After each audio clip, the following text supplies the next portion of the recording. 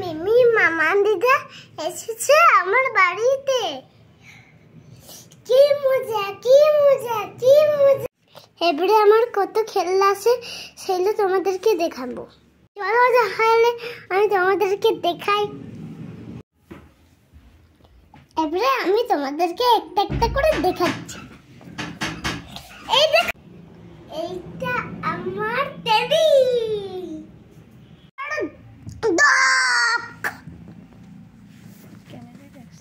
এটা আমি মেলাতে কিনেছি। আমার টাইগার। এটা হচ্ছে আমার লায়ন। এইটা হচ্ছে আমার গণেশ। ইয়েলো থাকে। আচ্ছা, এটা পাতলু। বলো। এটা ভীম।